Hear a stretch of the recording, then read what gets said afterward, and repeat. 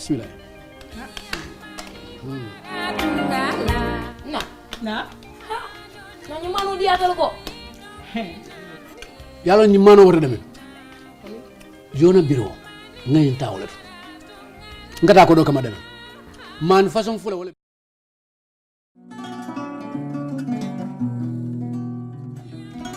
kilo talul tabeje kilo monni lul tabeje hani duuli no beje ni tale ko do kama ni lefta ko do les ko do ta inaita na diate fone si manul sanjani tulol ni hani ñi fongo ñi alkawme to wabul kawme fo kan diring lebe ni lemna to ngabo ndeje yu na la ka ñunu be sama itu la ka ñunu be sama yaje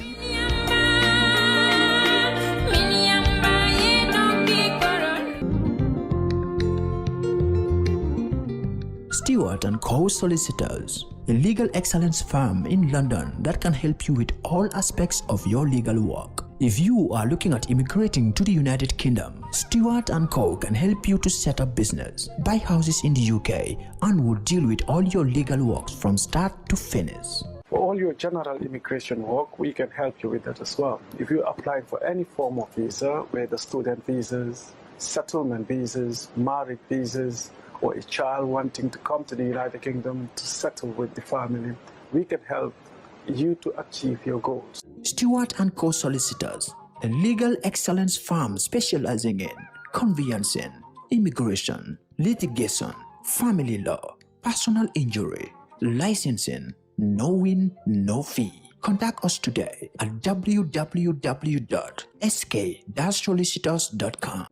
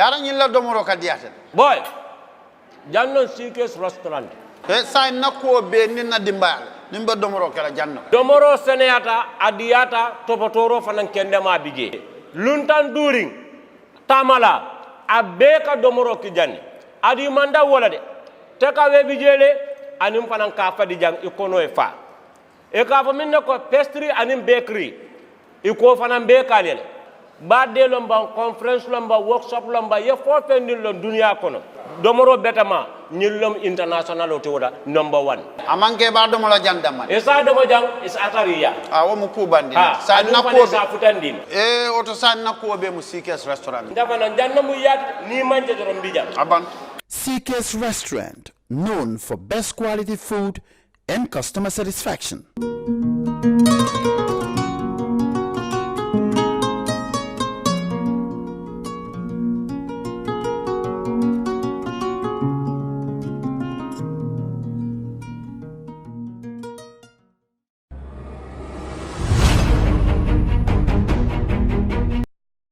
Who understands your needs is critical. That is why we just don't offer you technology, we offer you solutions. Enjoy Gamcel's internet broadband anytime, anywhere. Your national operator, Gamcel, Yaibaram. Alright. Honey, did you remind him that the last time he sent the money, it was not enough to buy all the provisions? Oh, sorry, I forgot to tell him. Are you guys talking about money transfer to buy provisions? Yes. But don't you know about Baluwo? Baluwo? What is Baluwo? Baluwo is a service that your son can use to send provisions directly to you guys from the shop. And you don't have to worry about the exchange rate. Tell me how Baluwo works. It's very simple. Just log on to baluwo.com and shop, or download the app on your phone. You can shop on the website or using the app to buy online basic products for your family and friends. With Baluwo, you decide what your money is spent on. Your money, your choice. Buy online products. Are you thinking of owning your dream homes? EJ Investment is here for you. Secure our quality bungalows with 2, 3 or 4 bedrooms, or our story buildings 3 or 4 to 5 bedrooms at very affordable prices with flexible payment plans at our Sanyang Seaview Estate, where you can enjoy the cool breeze with modern infrastructure such as tar roads, covered drainage system, modern electrification with street lights, gated entrance with security posts, and social amenities such as gas station, shopping mall, medical clinic, park, schools, children daycare, and a lot more. Our dedicated team of professionals will keep the estate clean at all times, provide security and patrol team within the estate premises, install latest technologies such as CCTV, Wi-Fi, home network installation, solar panel, and power backup system. Also, check out for our additional home facilities and interior design service such as premium tiling, wall plaster, home landscape, fingerprint home lock, and a lot more. Visit our office at Senegambia Kololi Highway and get a free site visit tour, or contact us on 4464-838. WhatsApp us on 3259220. Or you can visit our Facebook page or Instagram on EJ Investments. EJ Investments, we are first in.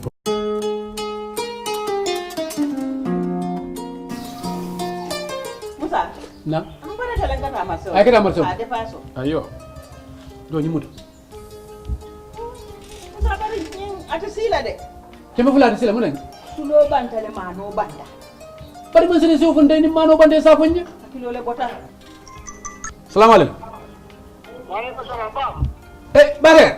Wa kodo kiyena ne yuna yamoy. Minto yona.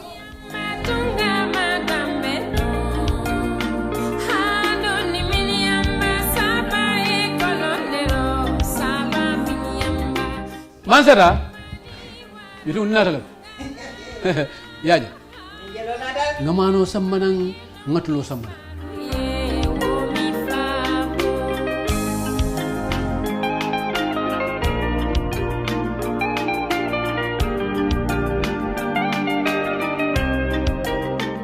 Bismillah. Na nyumano dia ko. Yalo nyimano wata demen.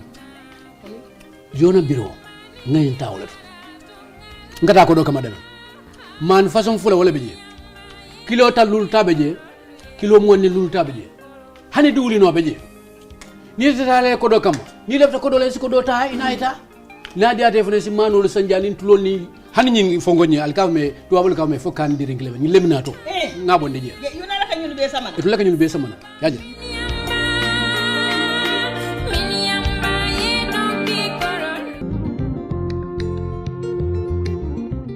Stewart & Co. Solicitors, a legal excellence firm in London that can help you with all aspects of your legal work. If you are looking at immigrating to the United Kingdom, Stewart & Co. can help you to set up business, buy houses in the UK, and will deal with all your legal works from start to finish. For all your general immigration work, we can help you with that as well. If you're applying for any form of visa, whether student visas, settlement visas, marriage visas, or a child wanting to come to the United Kingdom to settle with the family, we can help you to achieve your goals. Stewart & Co. Solicitors, a legal excellence firm specializing in conveyancing, immigration, litigation, family law, personal injury, licensing, no win, no fee. Contact us today at www.sk.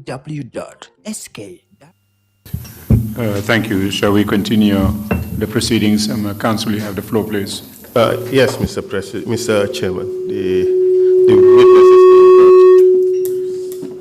The witness is being brought in to the hearing. Thank you. Thank you.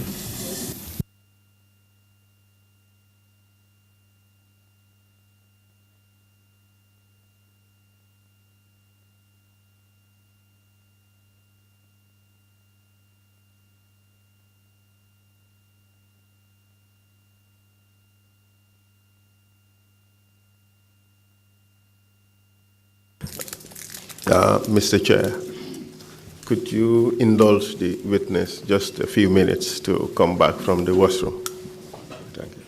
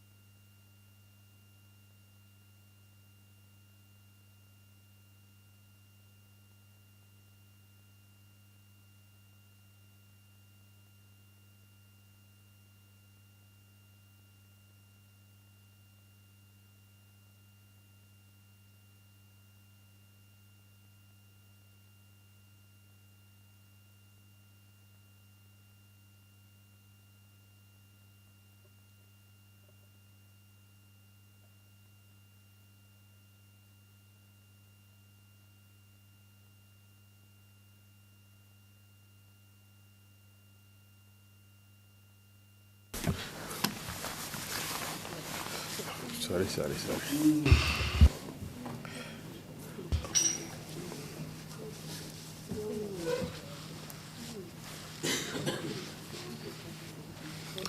Welcome back here, Imam.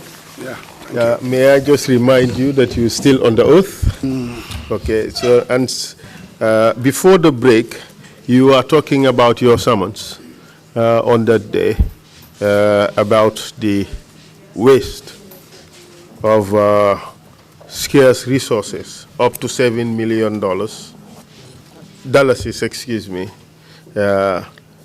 in a Futam Puff in Kanilai and a youth festival in Basse for the benefit of the youth, but which could have been used for more beneficial purposes. And you talked about the presence of the NIA in your mosque and things like that. Could you tell us what happened afterwards, after this summons was delivered? Sermons, I mean to say, was delivered. Yang don wax mbiri khutba yi nga xamne yang ko don def ak yaxa gi nga xamne ñu ko don def ci alel bu tollu ci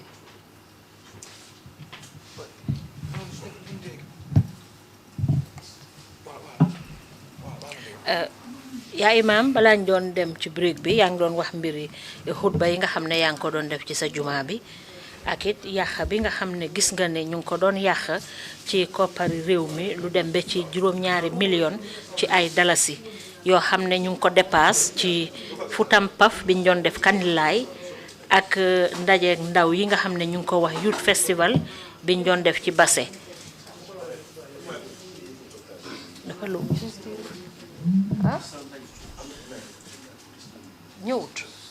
Is everything okay in the interpretation booth? Yes. Okay. The question now is, can you tell us what happened soon after you delivered that sermon? Thank you. Légui li ma la bëgg laaj moy ndax di ñu mëna wax lan mo xew gannaaw khutba bobu nga xamne mom nga def lan mo xew gannaawam. Waaw gannaaw khutba bi ca ngonta wala ca Alexa. After that sermon in the evening or the following day, amna call bu joge BBC mu don Hassan Aroni.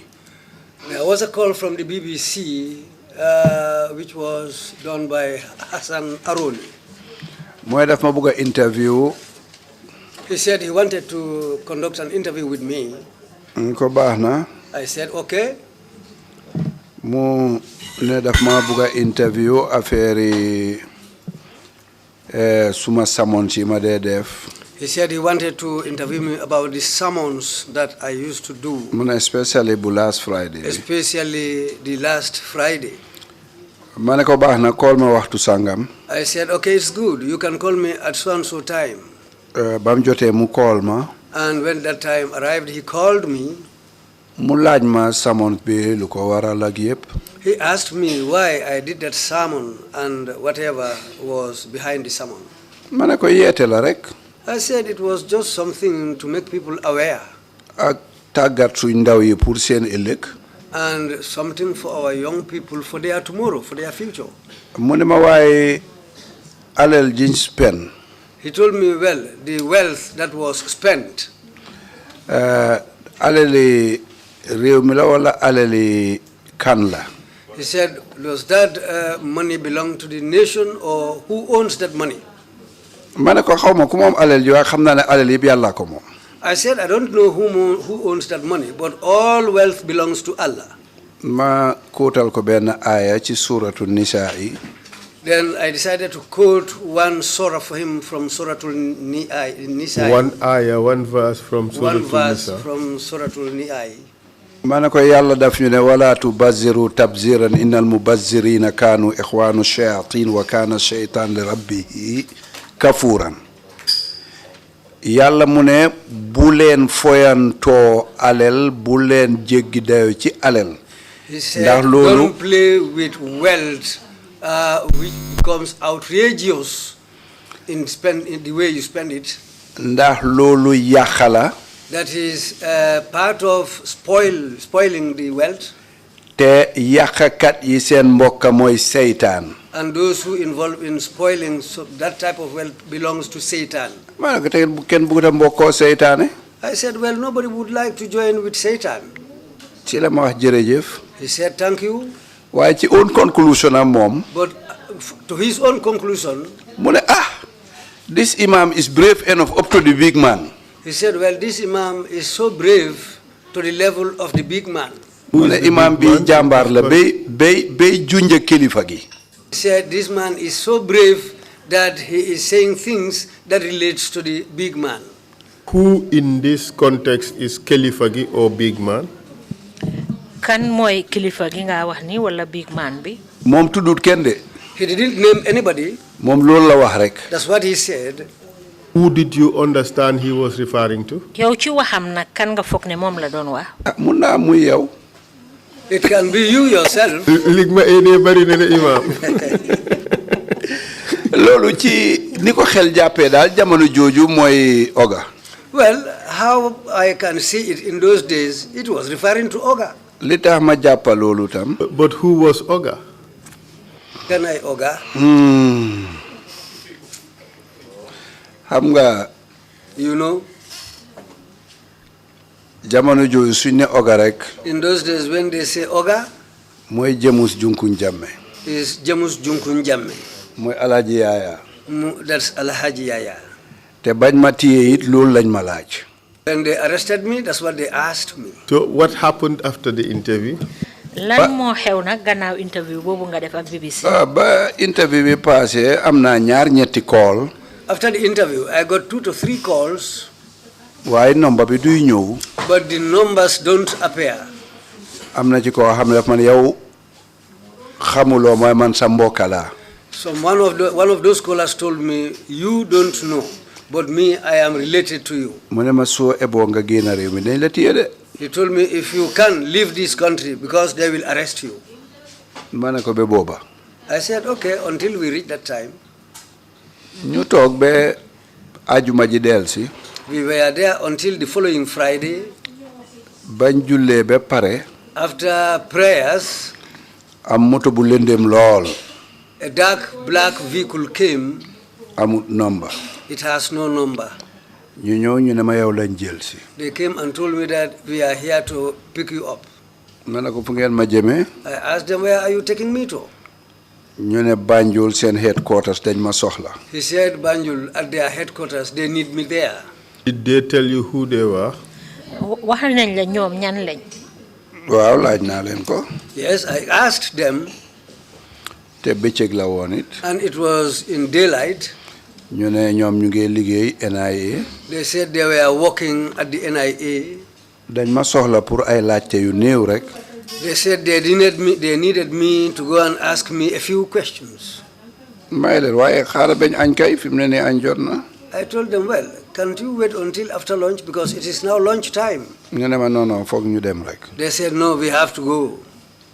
Ñu bëgg a indi jafeñal. They want to bring difficulties. May nañ dem. I said, okay, let's go. Ma dem. We went. Suma rakka toppa ci. My younger brother followed us. Ak suma cousin Alaji Ba. Plus my cousin Alaji Ba. Ñu dem be aga foofu. We went until we reached their place. Ñu dugal ma fa ci benn office. They took me into one office. Jamono jooju ñoom Fodé Bareng fa. In those days, Fodé Bari and others were there. Ak foog naa Ibrahima Diallo o Ibrahima Ba waaye moom moo topp ci borom kër yi drug squad bi léegi that drug authority xaw ma naka la. Okay, I don't know whether it was Ibrahima Diallo or Ibrahima Ba, but presently he is the deputy to the head of the drug squad. From there, supposed to nañ ko Angleterre ci embassy bi. From there, he was once posted at the Gambian embassy in the United Kingdom. Ñooñu ñoo ñëwoon. They are the people who came for me. Ak keneen ku ma fàtte turam. And somebody, I forgot his name now. Ñu may laaj. They were asking me. Ñu ngi amee seeni kayit. They had their paper. May wax ñuy binda. I was talking and they were writing. That day Ibrahima moomu xawma Ibrahima Diallo wala ba waaye benn la ci ñaar yooyu. I don't know whether his name was Ibrahima Ba or Ibrahima Diallo, but it is one among those two. Mu ne ma soo waxut dëgga. He told me, if you don't tell us the truth, dinañ jaara yow foo xam ne du la neex. we will pass with you somewhere which will be very unpleasant to you. Mu ne lu tax may wax di junja président bi. He said, why was I talking and relating what I was saying to the president. I said, but me, I didn't call the president's name. I could have called his name, but I didn't. I said, why? What we are saying now is what Hassan Aroni said. Why dal jël nañ seen statement ba pare. But they had already taken the statement already. Ma nekk fa ba boori gée yooyu. I was there until the time for the last evening prayers. ñu ne mun naa ñibbi waaye foog ma am ñu ma bail.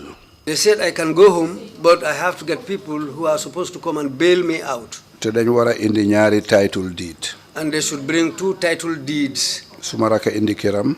My younger brother brought his compound title deed. Suma cousin Alaji Ba def noonu. My cousin also, Alaji Ba, also did the same thing.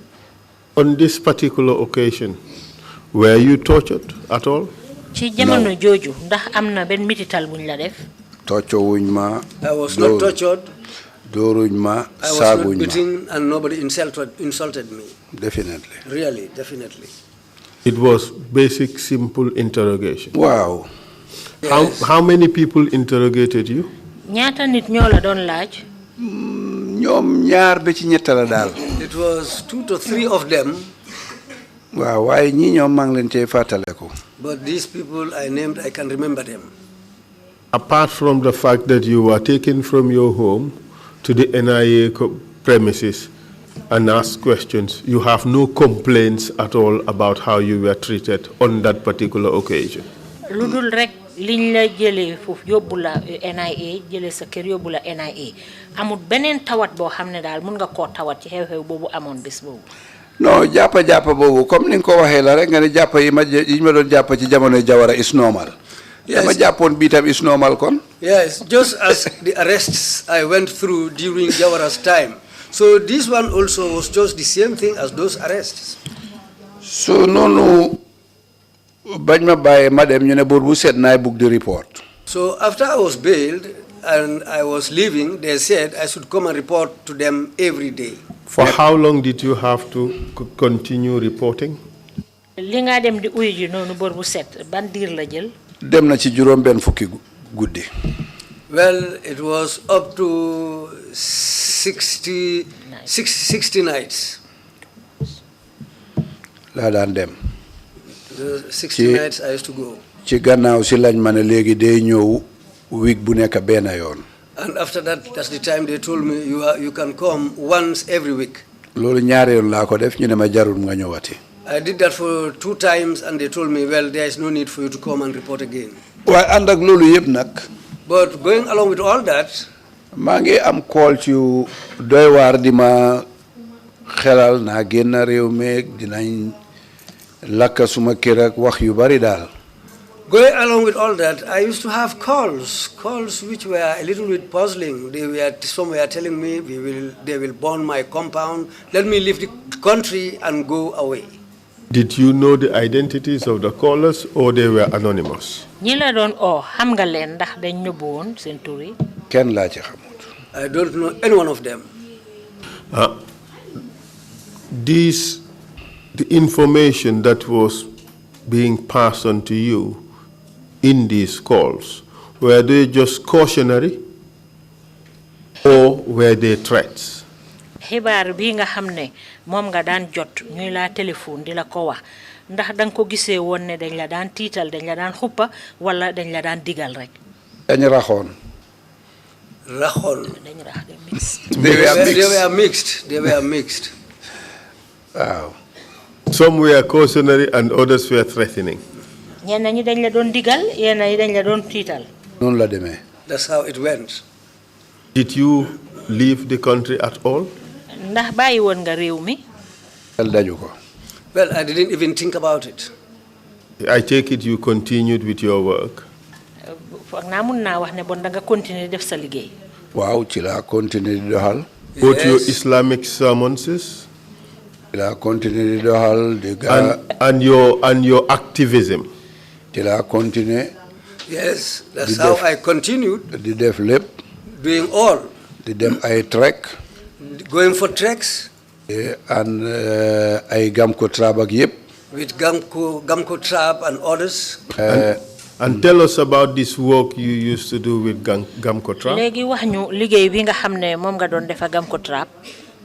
xam nga Gamco Trap suñ mbootaay la ñun ñoo ko moom. You know, Gamco Trap is our organization. We own it.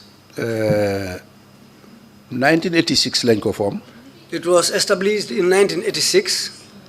fekk maa ngi yëngu ci boor ñeneen a ngi yëngu ci boor waaye yëgante wuñ bañ daje. That was the time when I was doing some activities on the other side, when others were also carrying out some activities on another side, but we were not aware of one another. Because ci suma aada ñun dañu yóbbu suñ jigéen ñi lël. Because in our culture we have to have this circumcision for our female. am na suma mbokk yu ci loru yoo xam ne xam naa leen. Well, I was aware that some relatives had serious problems, and I know them in that. Emut ci loolu sax suma bàjjeni yaay moom kenn la ci ngansi mbaay woon. And it was not at the end. It was not. It didn't end there. One of my aunts was one of the Ngansimba. My mother's aunt. My mother's aunt was a Ngansimba. So, what is Ngansimba? Well, Ngansimba is somebody who used to be in charge of newly circumcised people, females. Mooy comme circumciser rek. Just like somebody who does the circumcision herself. Waaw, te dama ko jege woon torop. And we were very close. Ma xam métit beeg coow leeg su amaan ay njulli yu ndaw yuuxu yeeg mu daf ma daan métti trop. Yes, I was aware of the pain that they go through, the shouts, the screams and so on, which used to pain me very well. So ma boole ko ci sumay waare sumay xutba suma fune.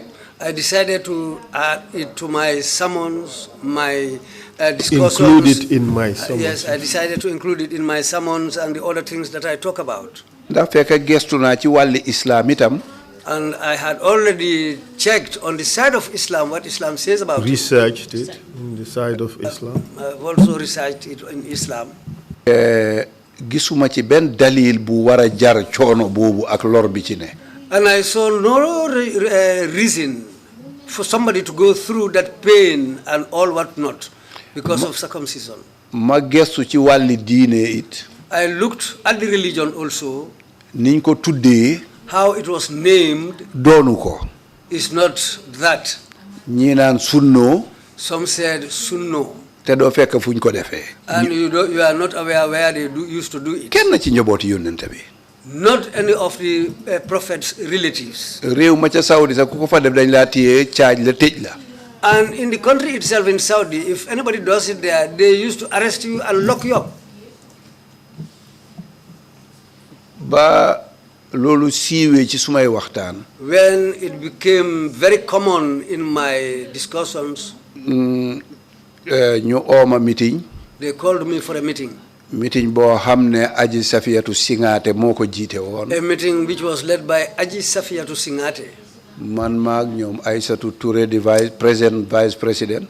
Myself and them and Aïssatou Touré the present vice president. ñoom Ami Bojang ñoom Ami Diouf Kool. Ami Bojang and Ami Diouf Kool. ñoom Aïssatou Marena. And Aïssatou Marena. ñoom ñu bari ñoom Mrs Kurang yooyu. A lot of them including Mrs Kurang.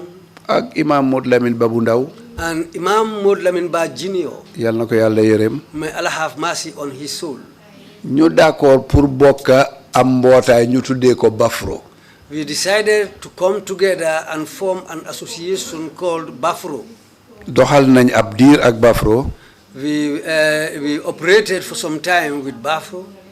waaye ñu gis ne daal bugga nañoo sampa suñ mbiri boppa rek comme njaatige bu ne gan gu ne bu yàggee sampa këri boppam. Well, we later on realized that we should decide to establish our own, because even a stranger, when a stranger comes to a place and stays there for a long time, later on he or she will decide to have his own place. ñu tàggatoo soxna si mu ñaanal ñu muy Aji Safiyatu Singate. Then we decided to part ways with Aji Safiyatu Singate, who also prayed for us. ñu sampa suñ bosi boppa tuddee ko Gamco Trap. We decided to establish our own organization and we named it as Gamco Trap. Gamco Trap abbreviation la. Gamco Trap is an abbreviation. Sorry. Boobe léegi. From that time up to now. ñu ngi cee liggéey. We are working on it. ba nguur gi ñëwee ees nag. When this government came newly. Tombe already fekk na man déggoowuma élimaani réew mi ñu bari. That time I was not in good relation with most of the imams. Why was that the case? Lu waraloon loolu. Waaw ndax dafa am ñu gisee tradition boobu diine. Well, some of them believed that that tradition was part of the religion. am na borom xam-xam yu ñu raw ñun ñëpp gisee wuñ ko diine aada rek lañ ko def. Some highly knowledgeable people saw it as a tradition, but it is not part of our religion. waaye pour man nag noo ko mun a gisee rek. But for me, however you see it, gannaaw dafay lore. as far as it is something harmful, diine du lore. religion is not harmful. ñi ko tuddee set. Those who called it cleanliness. Man ba ma jàngee islam ba tey jii. When I learned about Islam up to this present day, ndoxay setal nit. I knew that it is water that cleans somebody. gisuma fenn fooy dogee cëri nit nga ne pour mu set. I have seen nowhere where you have to cut something from somebody's body and say that's part of cleanliness. du lu ma gëm. It is something that I don't believe in. ma continuer ci. Then I continued. dégg naa ci lu ne. I had all sorts of things in it. ba ma njëkkee am programme ci rajo. When I started initially to have this program on the radio, ndeke suma paag maa déglu. on the whole, my father was listening to me. ba ma ñibbee mu ooma Baba. When I went home, he called me and said, Baba, you want to ànd no me rajo he. Are you the person I was listening to over the radio? ma ne ko miin de. I said to him, well, it is me. mu ne ma loo doon wax. He asked me, what were you saying? ma nettali ko yëpp. I narrated everything to him. mu ne ma yaa ngi ci digg waaye dina métti de. He told me, you are on the truth, you are on the path of truth, but it will be very difficult for you. mbaa di nga ko antan. Will you be able to carry that load? ma ne ko dinaa jéem.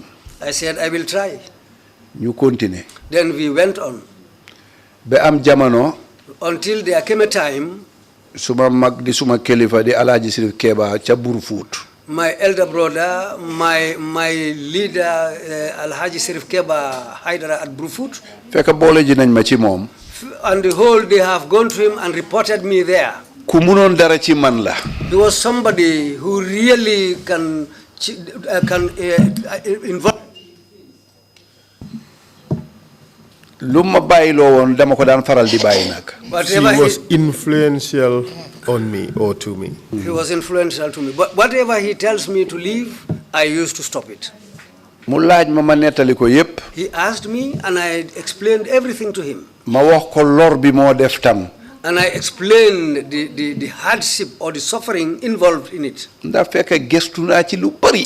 Because I had already researched a lot about it. dem naa ci ba Azhar University. I went up to Azhar University about this project, about this topic. dem naa ci ba Khartoum University ngir gëstu. I went up to the level of Khartoum University just for the research. dem nañ ci ba Iran gëstu ko. I went up to Iran doing the same research. bi maanaam ku ci xam dara laa ci li moo lore. Because me, I'm somebody who knows something about the hardship or the difficulties involved in FGM, the harmfulness in it. ma ne ko dama utee ustaas bi nga xam ne. I told him that I am different from the ustaz who you know. wala imam bi nga xam ne. Or the imam who you know. fànni diine bi mu jàngee rek la ci ko xamee. The religion that he learns is the only thing that he knows about it. fànni diine bi mu ko xamee rek ne. It is the only part of the religion that he knows. That's the only part he knows. naan Ummu Atiya daf ko daan def. Saying Ummu Atiya used to do it. ci kanami yonent bi. In the presence of the holy prophet. kon dañ ko war a def. So we should do it. waaye xamul Ummu Atiya lor bi mu doon lor nit ñi moom it. But he didn't know Ummu Atiya, what she was doing was very, very harmful to people. ñoon ñu gestu ko yépp nag. They all decided to do the research. Bete nak tay la ci gëna dogu. And up to this day, today is the day I am more involved in it. Ñu nekk ci lolu. We were doing things like that. Nguur gi bugutoon lolu jamono joju. And the government of that time didn't like it. Well, you started preaching against FGM, female genital mutilation, as far back as 1986. Beyond that? Yes. Mu melni yaa ngi commencé woon di wax ci mbiri harafal jigéen ba ko dooree depuis 1986. Or even before, as you just intimated. Yes, as he said, even before that. Wala sax balaa loolu comme ni nga ko waxee. And you continued way into the Yaya Jammeh's government. Nga continuer ko ba dugga ci biir nguuru Yaya Jammeh. Which of those two governments was against your activism against female genital mutilation? Ñaari nguur yooyu ñan ñoo ci àndutoon ci li nga xam ne yaa ngi doon wax ci mbiri harafal jigéen ñi ñu ko ŋàñña. Dëgg-dëgg kenn àndu ci woon. Really, none of them didn't like it. Jawara government was against it? Nguuru Jawara ànduñ ci woon. Dinaa la wax benn dalil. I will give you one reason. Am na jamono man maak Dr. Aissatou Touré. There was a time myself and Dr. Aissatou Touré. Ami Bojang. Ami Bojang. Ami Diouf Koul. Ami Diouf Koul. Ñu dem miti Diallo Sonko yàlla na ko yàlla yërëm. We went and met Diallo Sonko, may Allah have mercy on him. Fekk mu ngi nekk minister. He was a minister at the time. Fekk ñu ngi soxla area muy MP tam. Because we needed his area, because he was also an MP, a member of parliament. Ñu wax ko suñ tànka ba pare. We explained our mission to him. Sàkku ci ndimbalam. We asked for his help. mu ne yéen lan ngeen foog. He asked us and said, you people, what do you think? Mu ne man suma yaay compagnie yëpp nekk ak ngeen simba ngeen foog naa dem ne nañ ko ba. He told me all my yai companies, all my group leaders are Ngansimba. They are people who used to circumcise. Then you want me to support you? Ngeen bëgg ñëw foofu wax loolu man nangu ko kon next election ma daanu. So you want me to you come here and tell me that and you want me to agree with you, but then next elections I will fail. Ma ne yéen kay def leen li ngeen a def. He told me then you people just do what you can do. Waaye man duma ci bokk. But I will not be part of it. You received no support from the Jawara government. Mu ngi mel ni daal nguuri Jawara moom kenn jàppalewu la ci. Xam nga foog nga bàyyi xel ci fànn boobu. On that side you have to be very careful about that. Ndax soo ne nguuri Jawara wala nguuri Yaaya kenn jàppalewu la ci. If you say Jawara's regime or Yaya's regime nobody supported you. Waaye di nga gis ne WHO is part of their projects. But you can see that WHO was part of their projects. Te ñun government Ministry of Health ci seen boppa ñooñu daan jox ay contracts. And you see that the government Ministry of Health was the place where some of our contracts came from. Pour ñuy def sensitization ci yooyu. So that we will go and sensitize people. Mun ngaa wax ne su ci nguur gi àndutoon duñ dem. You can say that if the government was not part of it, then we will not go. Kon ñaari nguur yi yëpp in principle. So these two governments in principle. Àndoon nañ ci. They were part of it. They were supporting it in a way. Waaye seen political gains. But because of their political gains. Mënuñoo ñëw in open pour support ñu. They cannot come openly to give us support. Waaye for economic reasons. But for economic reasons. WHO projects dafa am lu muy àndal. The WHO projects, those projects used to come along with something. Conditionalities. So nga gis ne kon. You can see that. Mboolem international conventions yi Gambia koy njëkk a sign. All these international conventions, Gambia happens to be the first country to sign. SIDAW ci la bokka. SIDAW was part of it. Ak yeneen. And many others. Waaye bu ñëwee ba ñu war ko domesticate def ko mbiri suñ dëkka. But when it comes to the domestication of this subject. Bu boobaa ñun ñooy saytu sensitization bi. And that time we used to be the people who will go and sensitize the communities. So ñun la dëkk bi imam yi xamul ni àddina si di doxee ñoo gisee ñun ñu bon ñi waaye ñay side project yooyu ñuy ñëw duñ leen wax dara. Because the imams saw us as the bad people. But those who were in charge of those projects are not like that. They